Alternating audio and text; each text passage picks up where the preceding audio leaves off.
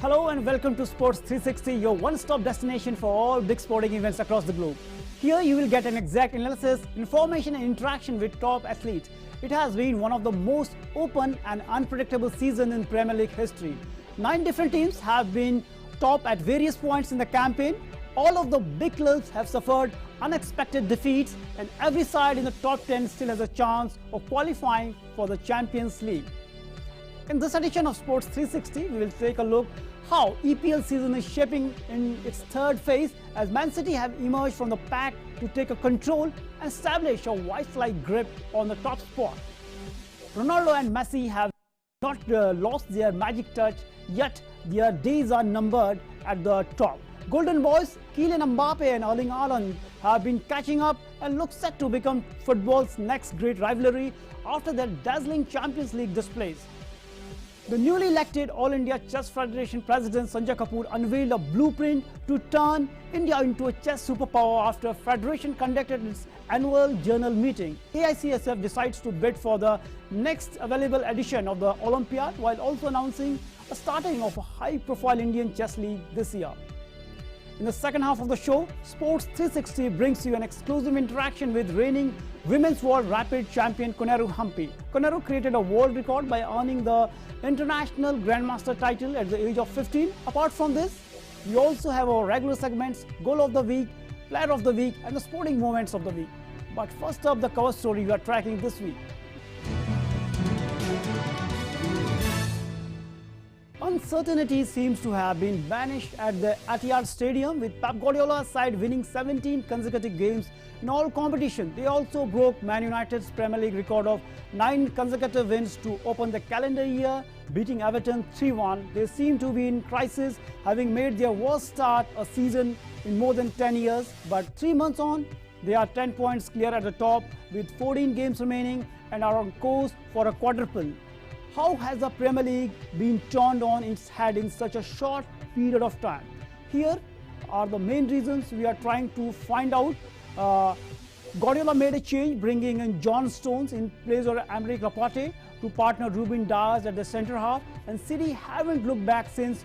Stones and Dias have played together 13 times in the league, and City have conceded just 3 goals in that run. And Gundogan has been more advanced role by Guardiola this season, and the result has been a run of goals, with Gundogan scoring more Premier League goals than any other player in the division since the beginning of the December. So what a change Guardiola has made, and right now they are flying with high colours, bought John Stone in place of Aymeric Laporte, and after that they haven't looked back, and they are at the top of the league. And Gundogan is right now, he's the most wanted player in Europe, the way he performed and changed the fortunes for Man City. It's hard to think of Liverpool as a team in a bit of crisis. After all, in the last 2 seasons, they have won both Champions Leagues and the Premier League. However, Jurgen Klopp's side were struggling for form heading into Champions League last 16 first leg tie against RB Leipzig. They had lost 3 league games in a row heading into the match, but in Champions League, Klopp's side responded to the pressure and picked up a valuable 2-0 win. Liverpool back to winning ways. Liverpool have endured a torrid season so far, crashing out of 2 domestic competitions and failing woefully in their Premier League title defence. The Reds knew that they had to put in a big performance to overturn their fortunes and try to save their season. The Merseyside Giants patiently waited for chances to come by and converted them with great efficiency when they did. Liverpool were not at their rampant best, but they diligently did the needful to win. Poor defending caused RB Leipzig.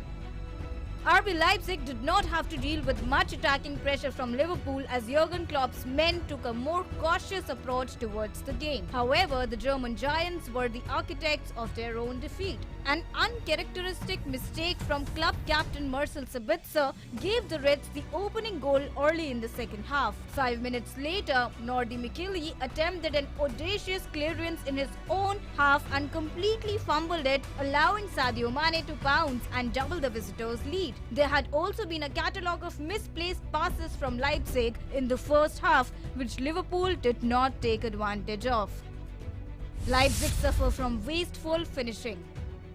In a game that had its end-to-end moments, Leipzig came close to opening the scoring on two different occasions. Dani Olmo was first presented with the chance via a cross from Angelino less than 5 minutes into the game. However, his header struck the base of the goal post. In a competition often decided by fine margins, Leipzig's inability to score a crucial goal might come back to bite them in the second leg.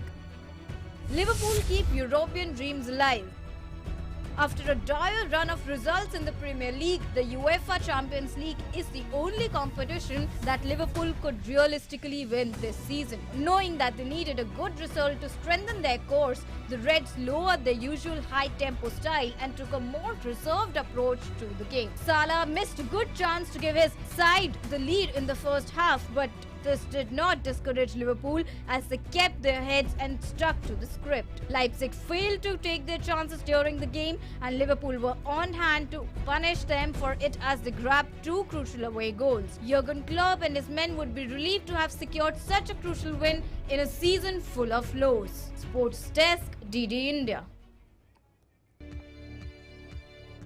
Ronaldo and Messi have dominated the world football for more than a decade, but we could witnessing a changing of the guard. Kylian Mbappe and Erling Haaland outshone Cristiano Ronaldo and Lionel Messi in this week's Champions League fixtures.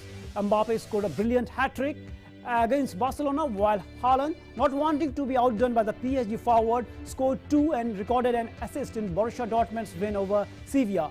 The two strikers look like perfect successors to Ronaldo and Messi's shared throne.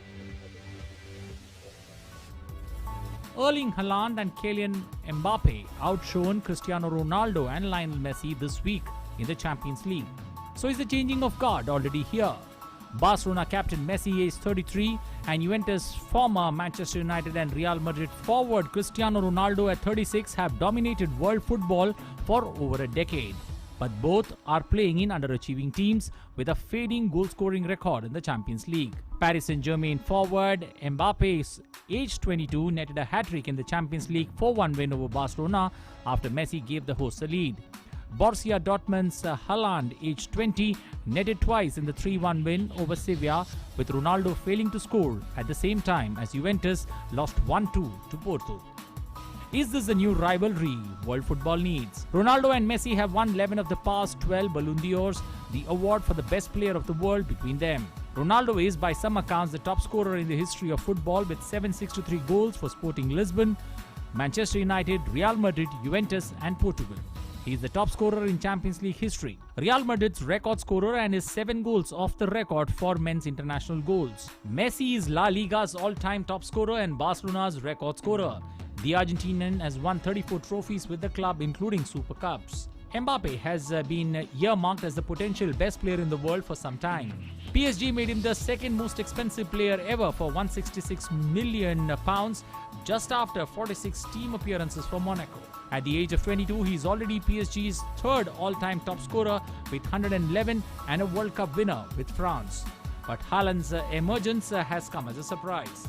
The 20-year-old was not really known outside his homeland of Norway until last season when he started a sensational Champions League scoring run. He has scored 18 goals in only 13 Champions League appearances for Red Bull Salzburg and Borussia Dortmund. Nobody else has ever scored that amount in 20 games.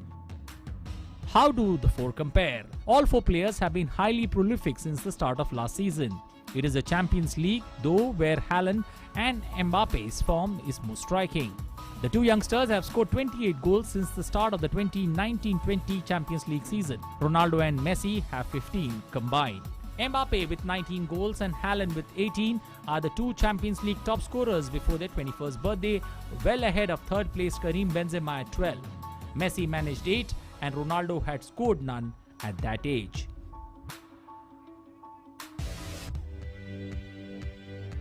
The UEFA Champions League is back. Barcelona have already felt the burnt of a superstar performance as Paris Saint-Germain's Kylian Mbappe made a case for being the best player in the world.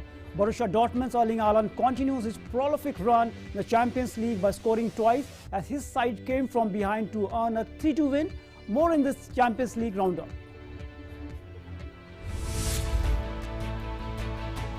Kylian Mbappe scored a hat-trick as Paris Saint-Germain came from behind to triumph 4-1 at Barcelona in the first leg of their Champions League last 16 tie. Mbappe netted a fine equaliser in the 32nd minute, shortly after Lionel Messi had put Barca ahead with a penalty. Mbappe then gave his side the lead midway through the second half after the ball fell to him in the box. Moise Kean continued his resurgence by heading at the far post to put the League One champions in control of the tie. With Barca looking to pull a goal back, they were caught on the counter-attack and Mbappe curled in the goal of the night with his third. The second leg takes place on 20th of March in Paris. Liverpool put their domestic struggles to one side as they gained the upper hand in the Champions League last 16 tie against RB Leipzig with a 2-0 victory in the first leg in Budapest. 3 successive Premier League defeats led to Reds manager Jurgen Klopp conceding their title defence is over, but they have taken a giant stride towards the quarter-finals of Europe's Premier Club competition. Mohamed Salah and Sadio Mane struck in the space of 5 minutes near the start of the second half in an away leg played in Budapest's Puskás Arena because of COVID-19 restrictions.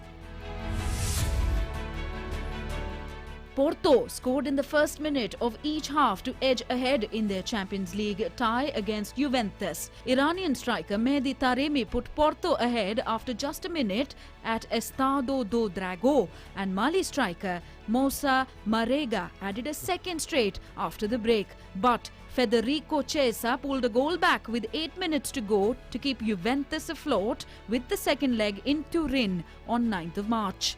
It was a below-par performance by Juventus, chasing their third Champions League title and first in 25 years. Record Champions League goal scorer Ronaldo drew a blank against a side captained by his Portuguese international teammate Pepe, as the visitors struggled to recover from their early blunder. Erling Haaland continued his Champions League scoring run after his brace gave Borussia Dortmund a 3-2 win over Sevilla. Suso's deflected strike gave last season's Europa League winners an early lead behind closed doors at the Ramon Sanchez Pizjuan Stadium. In the 19th minute, Mahmoud Dahoud scored a stunning equaliser. Norwegian forward Haaland put the German team ahead in the 27th, playing a 1-2 with Jadon Sancho and showing real hunger to slide in ahead of Sevilla keeper Bono and score. Haaland netted his 10th goal in 7 Champions League games for Dortmund to increase their lead moments before half-time, but Sevilla salvaged some hope of turning the tie around in the second leg on March 9th when Dutch striker Luc de Jong volleyed home 6 minutes from time. Sports Desk, DD India. Naomi Osaka defeated Jennifer Brady of America in the final of the Australian Open. This is Osaka's 4th title. Earlier, she won US Open in 2018 and 2020, and she also won Australian Open 2019. So a great feat achieved by Osaka here, claiming her 4th Grand Slam title and 2nd at the US Open.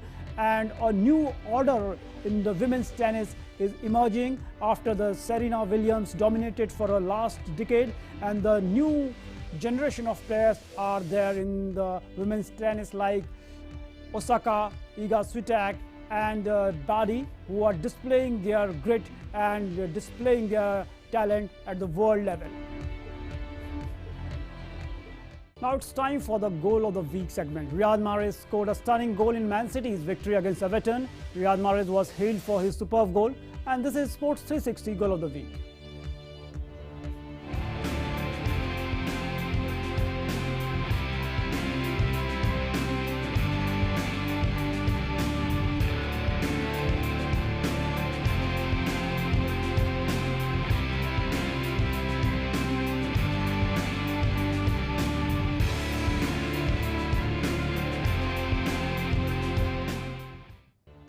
Kylian Mbappe scored a stunning hat-trick as Paris Saint-Germain ripped Barcelona apart 4-1 in their first leg of the Champions League, and the Sports 360 Player of the Week is Kylian Mbappe.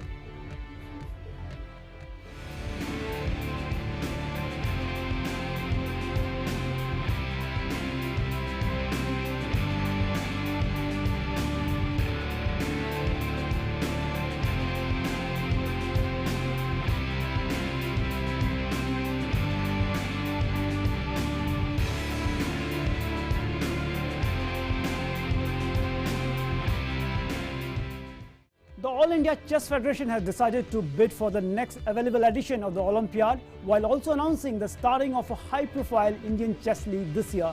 The newly elected AICSF President Sanjay Kapoor unveiled a blueprint to turn India into a chess superpower. Chess originated in India, and judged for a major part of its history, Europe has been the power center of the game. But this seems to be changing now, with young Indians picking up the game at a very young age. European countries, especially Russia, were the powerhouses of chess, and more than 70% of the grandmaster used to come from Europe. The scenario, however, has been changing in recent times. The global power center of chess is slowly moving towards Asia. And to turn India into a chess superpower, the newly elected president of All India Chess Federation, Sanjay Kapoor, unveiled a blueprint. AICF has decided to bid for next available edition of the Olympiad, while also announcing starting of a high-profile Indian Chess League this year. We are starting chess in school. We are starting a chess league.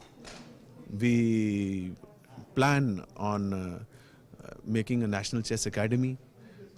And I believe in 3 years' time, if God is on our side, we're going to change the face of chess in India. Chess in school would develop that non-glamorous sport into a sport that is to be played for the betterment of the children.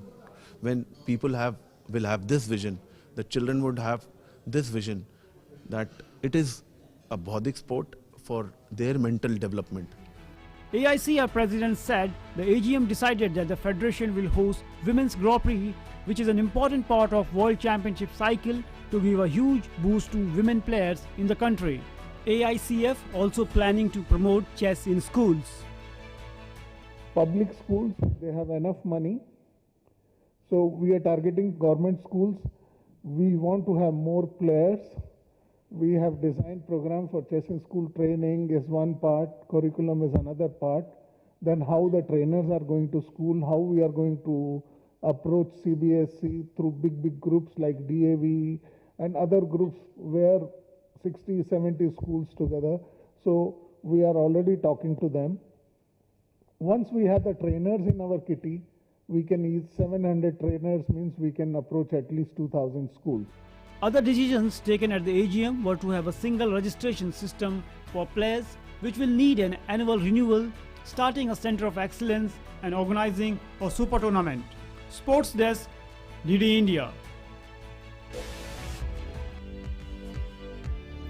Koneru Hampi is the reigning women's world rapid chess champion. In 2002, she became the youngest woman ever to achieve the title of Grandmaster. At the age of 15 years, 1 month and 27 days, Koneru won 3 gold medals at the World Youth Chess Championship in 1997, 1998 and 2000. She participated in the Women's World Chess Championship for the first time in 2004, and since then she has competed in every edition of the event held with the knockout format. She became the only woman, second female player to cross 2,600 ELO rating points, and since 2005, Hampi spent just 1 month outside the top 5 women rankings. After she earned the Grandmaster title, she had already disrupted the male-dominated status quo of chess in India. In 2008, Koneru made it to the semi-finals of the Women's World title and lost to Yufin in tiebreakers. Apart from many feathers in her hat, Hampi was honored with the Arjuna Award in 2003 and received Padma Shri in 2007. Today, we are joined by Koneru in Sports 360. Koneru, a very warm welcome to Sports 360. Koneru, All India Chess Federation in its AGM released a vision document, plans to start Indian Chess League. Your opinion on this? Which is very much needed in our country, because we are having a very huge number of participants. Like every year we are having an increased number of enthusiastic players taking up the game. So leagues will definitely help to promote the game, and also it helps to the pioneer players to survive as a professionals. AICF also plans to host the Women's Grand Prix. Do you think it will give a huge boost to women players in country?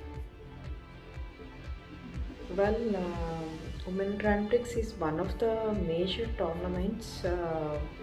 So I have been part of the series from 2009 onwards.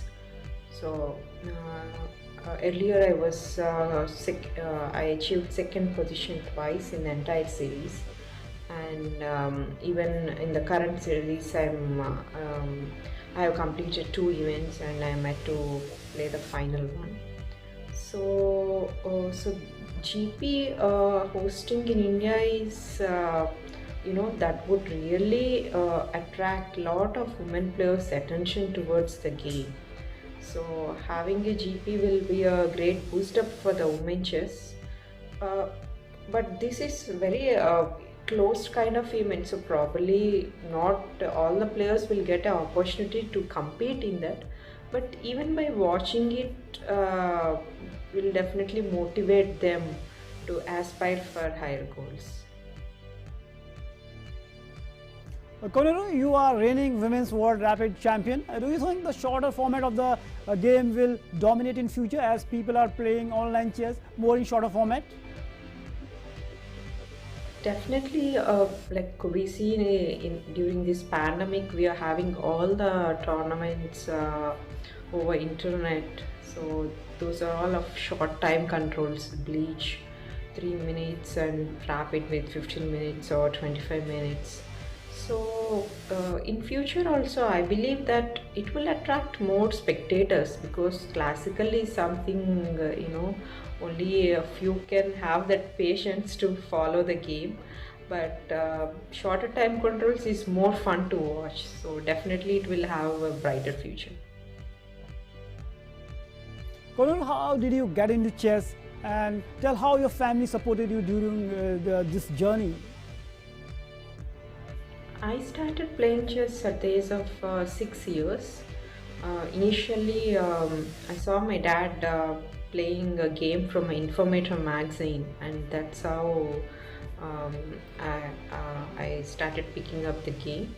And he was my only coach in my entire career. So he was, having a father as a coach was a big advantage for me, because no one can understand your mental status better than our parents. So that was a great support, and my family, my mother, my sister, like everyone were into chess. Like they know a bit of chess and how the atmosphere is. So that really helped me a lot to grow up as a player. Koneru, how the technology has changed the way chess was played? Do you think the technology is a boon for the budding players?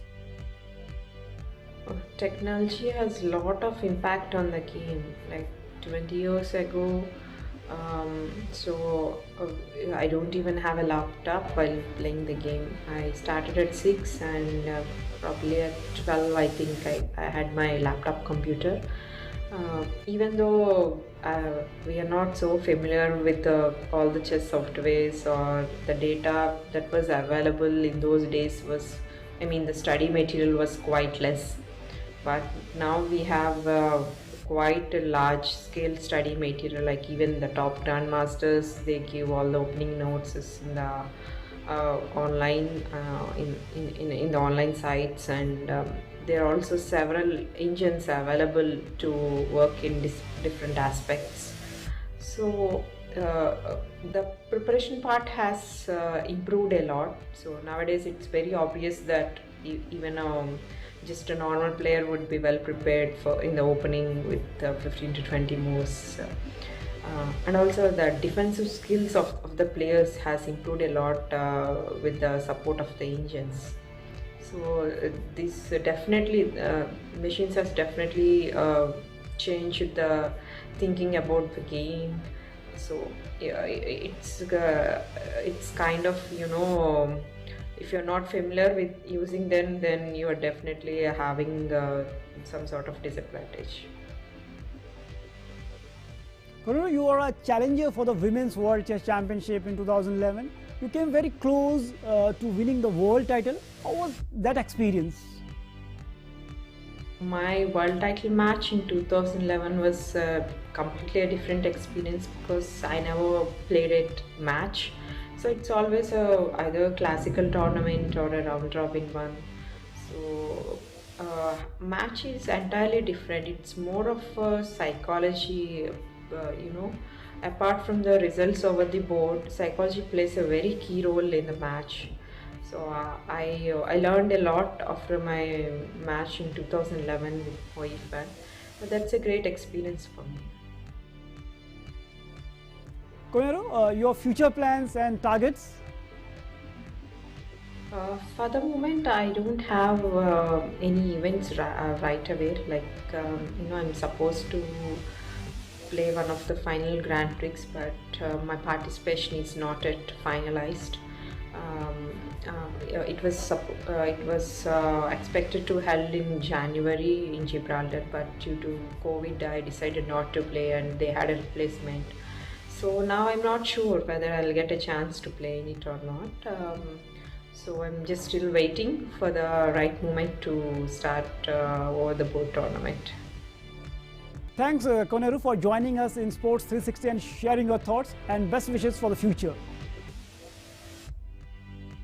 Now shifting focus to cricket, veteran all-rounder Ravichandran Ashwin stamped his authority in the front of his home supporters as the local hero fashioned Team India's outstanding comeback in the 4-match Test series against England, as India went on to level the series 1-1 with a 317-run win. Sports 360 take a look at the individual milestone Ashwin reached during the course of his game in Chennai. India all-rounder Ravichandran Ashwin stunned his critics into silence as he put up one of his best performances in the longer format of the game at home to lift the Man of the Match award after the second of 4 tests against England. Here let's take a look at all the individual milestones Ashwin reached during the course of the game in Chepauk. Scored his 5th test century, his first against a team other than the West Indies. Has now achieved the unique double of scoring 1,000 plus runs and picking in excess of 100 wickets against England across formats. He is only the second Indian cricketer to get to the milestone after former captain Kapil Dev. Has become the fastest to pick 54th innings scalps in 14 innings in a country, going past Anil Kumble, who had achieved the feat in 16 innings at home. Has thrice scored 100 and picked up a 5-wicket haul in a test. Only Ian Botham has done it on more occasions. 5. Became only the second Tamil Nadu player to score a test century at Chepauk after Krishnamachari Srikanth, who hit 123 against Pakistan in 1986-87. Became the third Indian to clinch his 350th international wicket at home after Kumble 476 and Harbhajan Singh 376. Claimed his 29th test title, equaling Australia legend Glenn McGrath's feat. He is currently 7th on the all-time list of bowlers with the maximum fifers in Test cricket. Has become the second highest wicket taker for India in home tests with 271 scalps, surpassing Harbhajan 265. Kumble with 350 dismissals leads the charts. Sports Desk, DD India. And that's all in this edition of Sports 360. Before we wrap up, we leave you with the sporting moments of the week. Namaskar.